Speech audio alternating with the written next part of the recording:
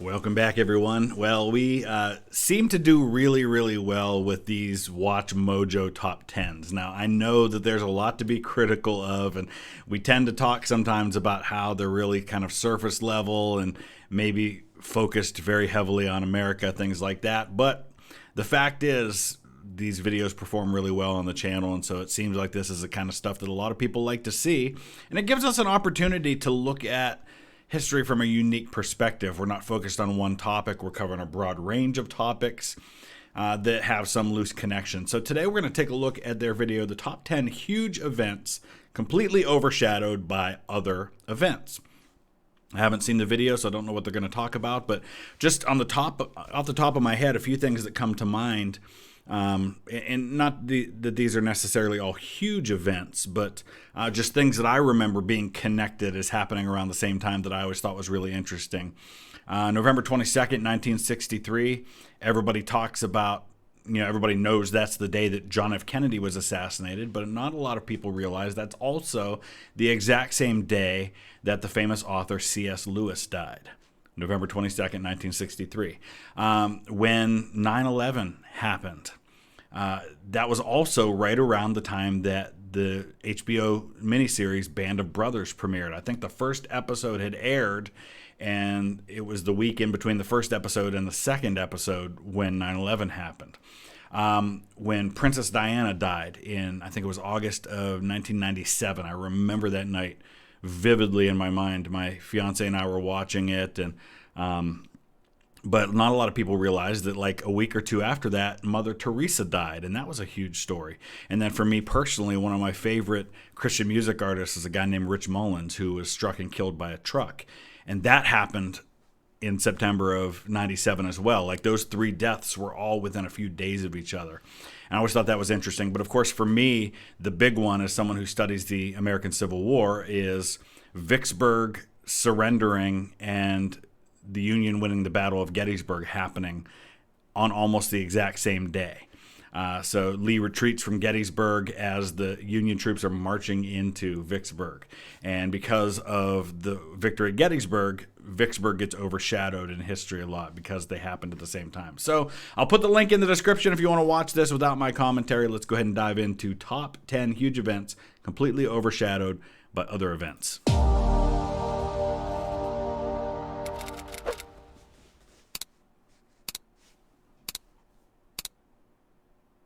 Analysts and residents say that this terrorist attack must have been an attack planned by Israel and the Takfiris. So much news, so little time. Welcome to WatchMojo.com, and today we're counting down our picks for the top 10 events that were completely overshadowed by other events. I was at the time uncorking the only brandy bottle I had on board to toast myself. For this list, we're taking a look at significant events that could have been top news stories any other day, but flew under the radar due to another event that received the lion's share of the media coverage. A warrant for the arrest of OJ Simpson, charging him with the murders of Nicole Brown Simpson and Ronald Lyle Goldman.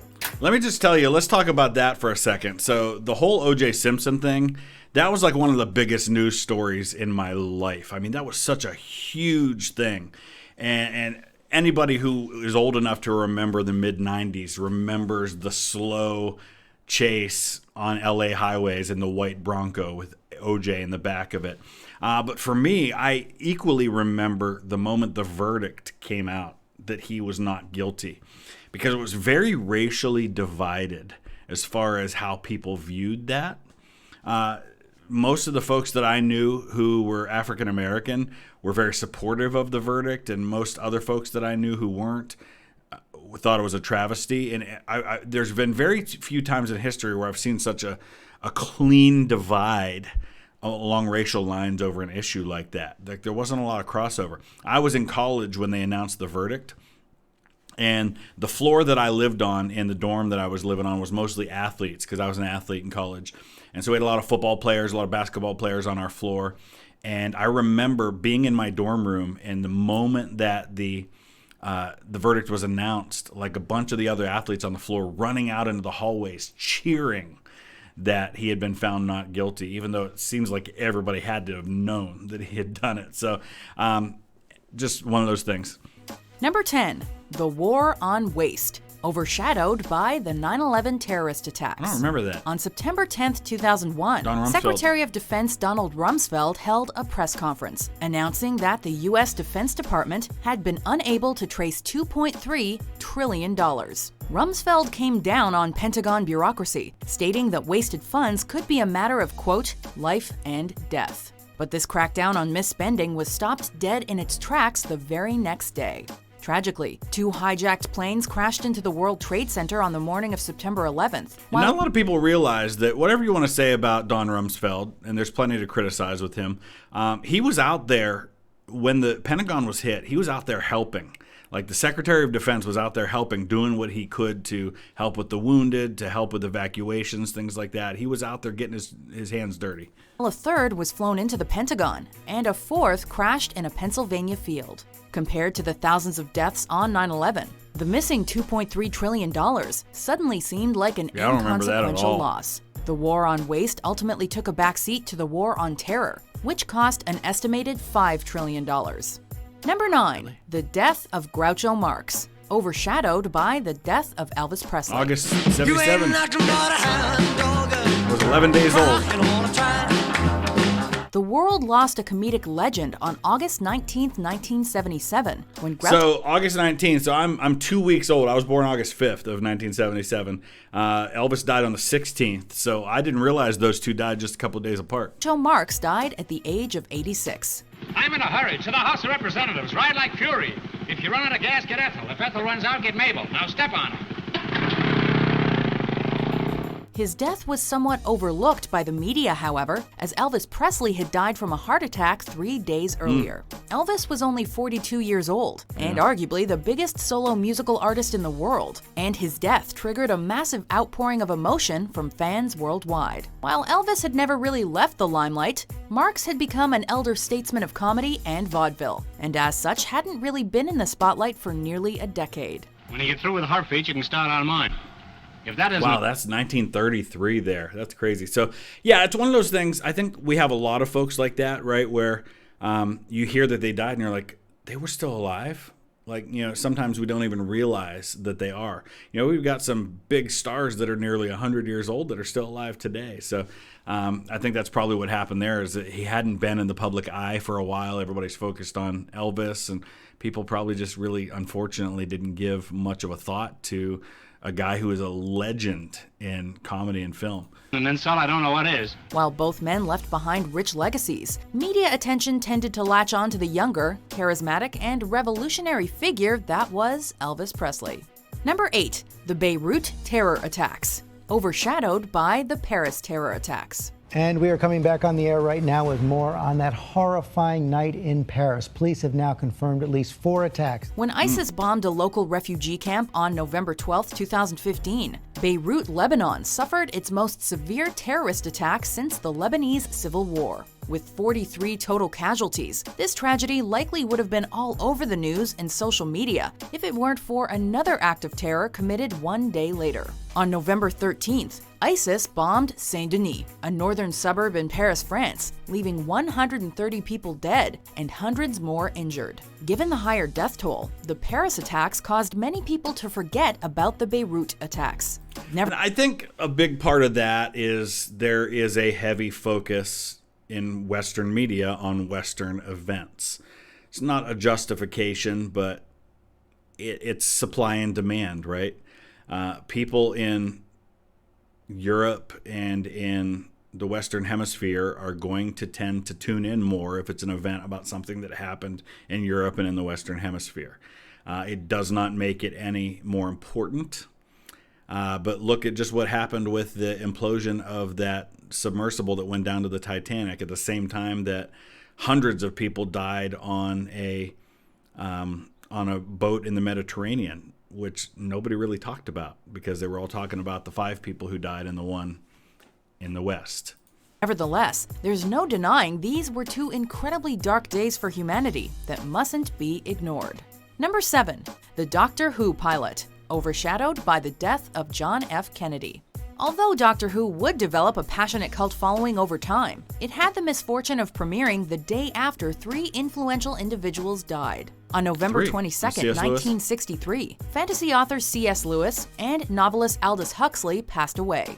The most talked about news story that day, however, was the assassination of American President John F. Kennedy. Kennedy's death shocked the world and remains one of the darkest moments in U.S. history.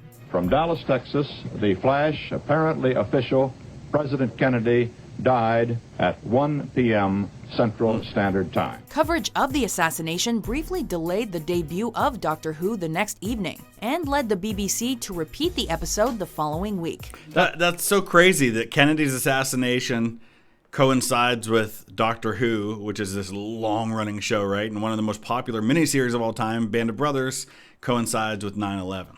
Quite clear this is. I can see by your face that you're not certain. You don't understand. It may not have had the full attention of its audience at the start, but Doctor Who managed to become the longest-running sci-fi series ever, bad omens aside. The human race just keeps on going. Keeps on changing. Number 6. Harriet Quimby's flight, overshadowed by the sinking of the Titanic.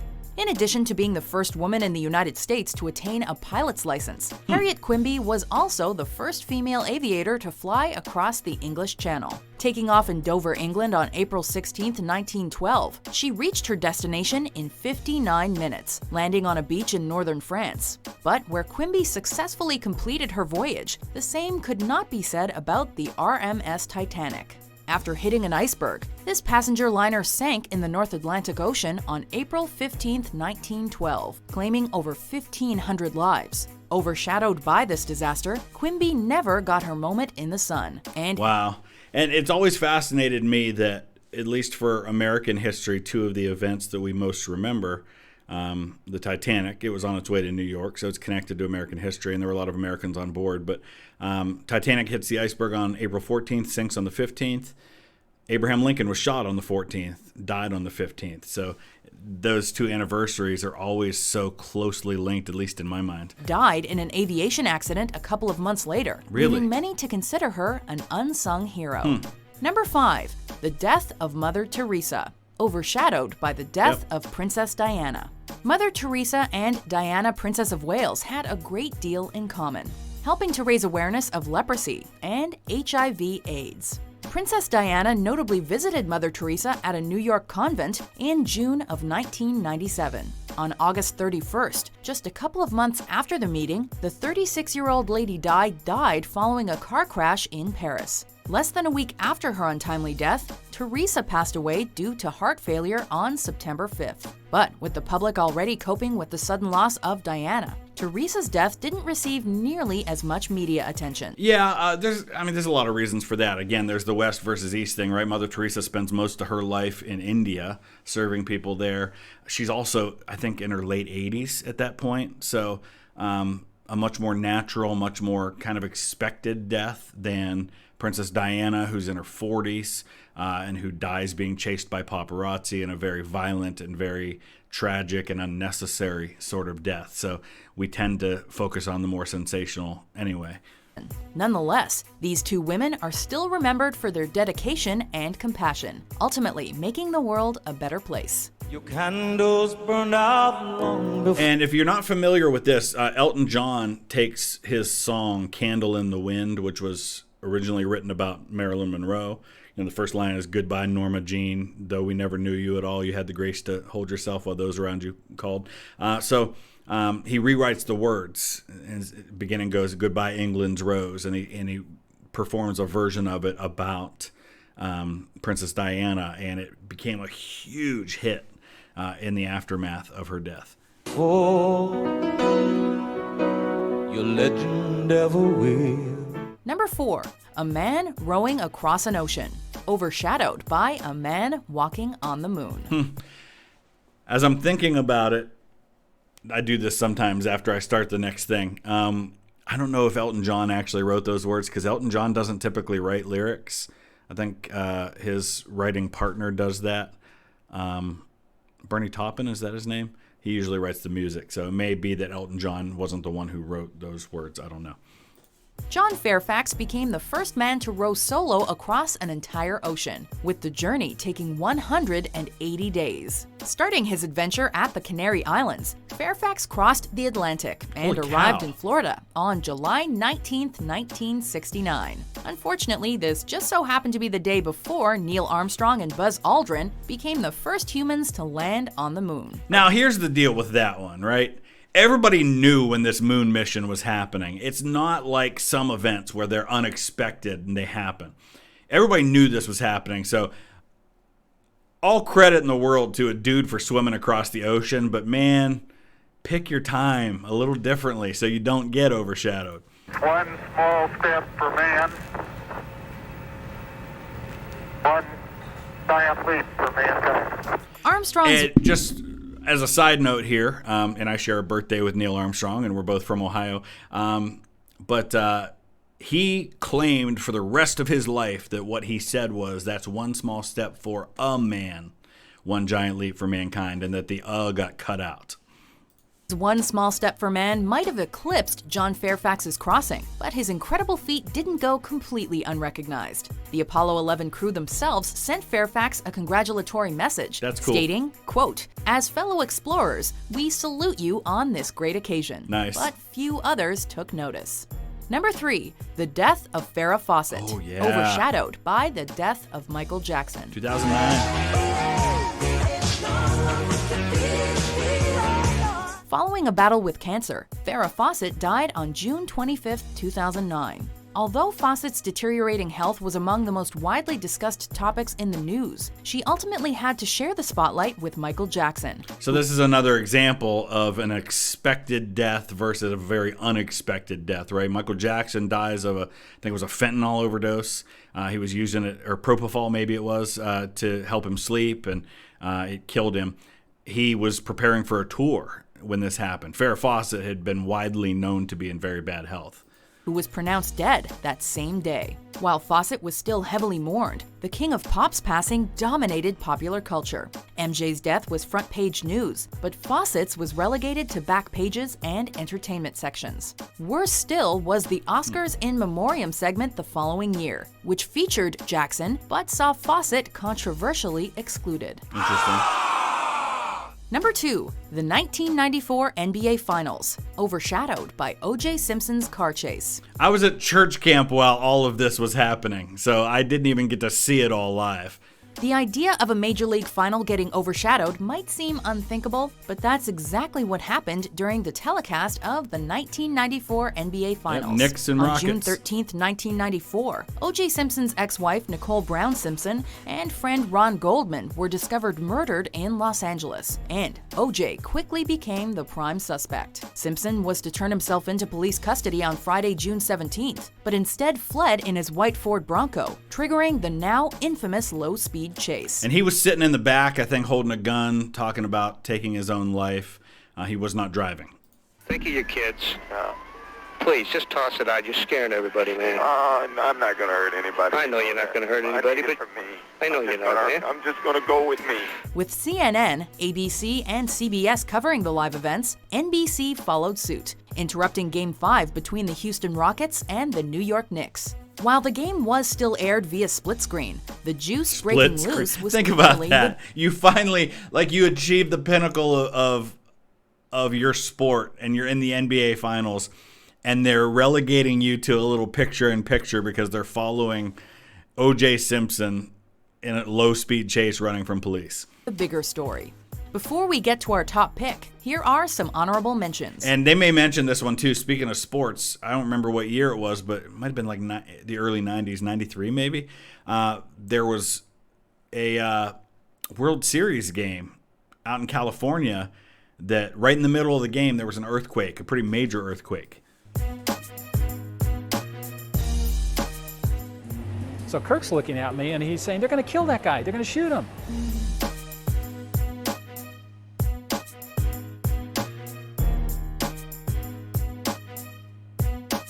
Number 1, the capture of Rome, overshadowed by Operation Overlord. Even if you never paid attention in history class, you're familiar with Operation Overlord, also known as D-Day. Taking place on June 6th, Point of clarification, Operation Overlord is not the same as D-Day. D-Day was a part of Operation Overlord, but Overlord was the entire operation, not just the D-Day landings. 1944, this operation commenced the invasion of Normandy, with Allied forces storming French shores. D-Day occurred only a couple of days after American troops seized Rome on June 4th. Unlike the Normandy invasion, however, this mission wasn't entirely successful in the long run, as it resulted in German forces escaping due to a miscalculation that later resulted in Allied casualties. Mark Clark. So remember, the Allies had opened up another front in Europe by landing in Sicily in 1943. And then they eventually get to the mainland of Italy and start moving up. Italy drops out of the war pretty quickly, and so then the Germans have to rush down in and hold the line. And so it's really more about Allied forces versus Germans, even though they're fighting in Italy. And yeah, Rome falls right at the same time that D-Day is happening. And so obviously everybody's talking about D-Day because this has been the thing everybody's been thinking about for a while. Italy's been in the news. Everybody knows Rome's probably gonna fall pretty soon. And so this is, again, a situation where you just have something fresh and new and exciting versus something that's always been kind of expected. The Normandy landings, meanwhile, remain the largest beach invasion ever, with that day proving to be a major turning point in the course of the Second World War. Do you agree with our list? Okay, so let me know in the comments section if there's another one that they didn't talk about. 2 events that happened on or very near the same date that people don't realize happened at almost the exact same time. Use the comment section below and let us know. Thanks for watching.